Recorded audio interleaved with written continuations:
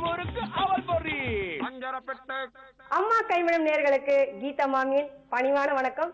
இன்னைக்கு அம்மா கைமணத்துல உங்களுக்காக கத்திரிக்காய் பஜ்ஜி இது எப்படி பண்றது உங்களுக்காக சொல்லித்தரேன். இது கொத்துன்னு சொல்லுவாங்க. இது எப்படி செய்யறதுன்னு சொல்லித்தரேன். இதுக்கு தேவையான பொருட்கள் என்னன்னு இப்ப பார்க்கலாம். கடுகு, பெருங்காயம், காய்ந்த மிளகாய், எண்ணெய், உப்பு, தயிர், சுட்ட கத்திரிக்காய், கருவேப்பிலை. இப்ப எப்படி செய்யறதுன்னு சொல்லித்தரேன் உங்களுக்கு. ஃபர்ஸ்ட் இந்த மாதிரி நம்ம அடுப்புல கேஸ் அடுப்புல கத்திரிக்காய் நல்ல பெரிய கத்திரிக்காய் இருந்தா ஒரு கத்திரிக்காய் போறோம். இல்ல கத்திரிக்காய் சின்ன கத்திரிக்காய் இருந்தா இந்த மாதிரி 2 கத்திரிக்காய் எடுத்துக்கோங்க.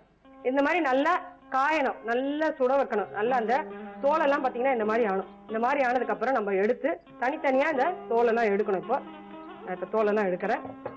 இந்த கத்திரிக்காய் பாத்தீங்கன்னா சாதாரணமா சில பேர் கத்திரிக்காய்னாலே சில பேருக்கு அலர்ஜி பிடிக்கவும் பிடிக்காது. இந்த மாதிரி வித்தியாசமா ஒரு பஜ்ஜி மாதிரி செஞ்சு கொடுத்தீங்கன்னா ரொம்ப ரொம்ப உடம்புக்கும் நல்லது. இதை சில பேர் வந்து எப்படி சொல்லுவாங்கன்னா கொச்சுன்னு சொல்லுவாங்க. என்னன்னா இதை வந்து நல்லா எடுத்து புளிப்பு கொச்சுன்னு பண்ணி அந்த மாதிரி செய்வாங்க. நான் உங்களுக்காக தயிர்ல போட்டு இதை பண்ணி காமிக்க போறேன். இந்த மாதிரி எல்லாத்தையும் எடுத்துடணும். தோலை நல்லா எடுத்து தானாவே இந்த பாத்தீங்கன்னா இந்த காஞ்சதுக்கு அப்புறம் இந்த தோல் பாத்தீங்கன்னா அழகா தானாவே வந்துடும். அந்த பாருங்க எடுத்தீங்கனாலே வந்துடும்.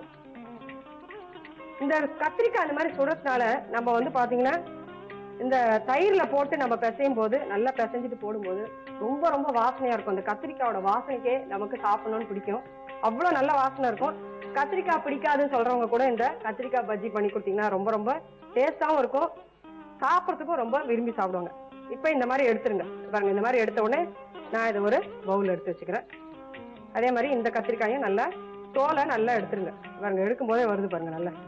இந்த மாதிரி உள்ளுக்குள்ள இப்படி இருந்தீங்கன்னா இதெல்லாம் எடுத்துருங்க. இந்த கொஞ்சம் கொஞ்சம் கையை போட்டு நல்லா எடுத்துடலாம். இது பாருங்க லேயர் லேயரா அது தனியா அப்படியே வந்துடும் பாருங்க அழகா. இந்த கத்திரிக்காய் பெரிய கத்திரிக்காய் இருந்தா இன்னும் ரொம்ப ரொம்ப ருசியாகவும் இருக்கும். அது சீசன் போது கிடைக்கும் உங்களுக்கு. அந்த மாதிரி நேரத்துல நீங்க அதை வாங்கி நீங்க அதை பண்ணி சாப்பிட்டீங்கன்னா இன்னும் ரொம்ப டேஸ்டாவும் இருக்கும்.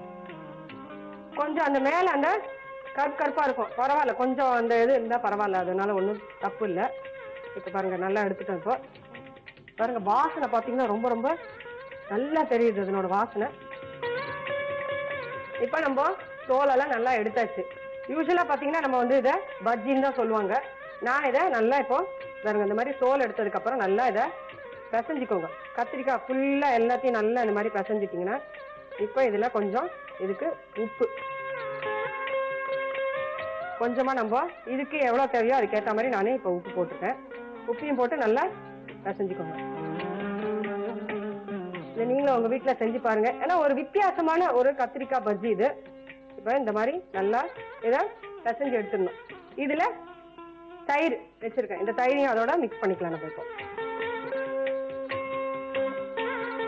தயிரையும் போட்டு நல்லா மிக்ஸ் பண்ணிக்கலாம். நம்ம இப்போ கொஞ்சம் புளிப்பு இல்லாத தயிரா இருந்தா ரொம்ப நல்லா இருக்கும். புளிப்பா இருந்தா சாப்பிட்றதுக்கு ரொம்ப புளிப்பு இதோட இருக்கும். அதனால கொஞ்சம் புளிப்பு இல்லாத தயிர் இருந்தா ரொம்ப நல்லா இருக்கும். இந்த மாதிரி தயிரை போட்டு நல்லா கலந்துருங்க. இப்போ இதை நான் அப்படியே வச்சிடுறேன்.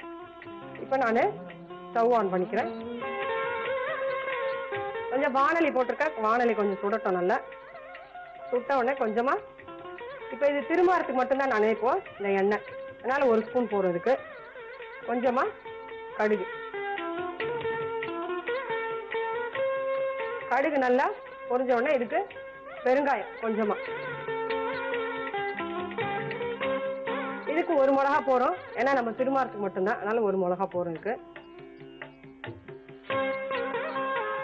இப்ப நல்லா கடுகு திருமாறிட்டேன். இப்போ இதை கொஞ்சம் கருவேப்பிலை போட்டுருக்கேன். நல்லா வெடிச்சிருக்கு. ஸ்டவ் ஆஃப் பண்ணிக்கிறேன். நான் திருமாறி அதிலே போட்டுடலாம். போட்டுட்டு கலந்துட்டீங்கன்னா சுவையான கத்திரிக்காய் பஜ்ஜி உங்களுக்காக தயாராயிடுச்சு. இது எப்படி செய்யறதுன்னு உங்களுக்காக நான் திருப்பி சொல்றேன். கத்திரிக்காவை நல்லா கேஸ் அடுப்புல நல்லா சுட வச்சுக்கோங்க. நல்லா அது காயணும். நல்லா காஞ்சி அந்த தோலெல்லாம் நல்லா கருப்பாகணும். கருப்பாகணும்னு எடுத்து அதை தோலை தனியா எடுத்து வச்சுட்டு அதை நல்லா பிசைஞ்சு எடுத்துக்கோங்க. அதுலயே கொஞ்சம் உப்பையும் போட்டு நல்லா பிசைஞ்சுக்கோங்க. பிசைஞ்சு நல்லா இது பண்ணதுக்கு அப்புறம் தயிர் வச்சிருக்கோம். புளிப்பு இல்லாத தயிரை போட்டு நல்லா கலந்துக்கோங்க.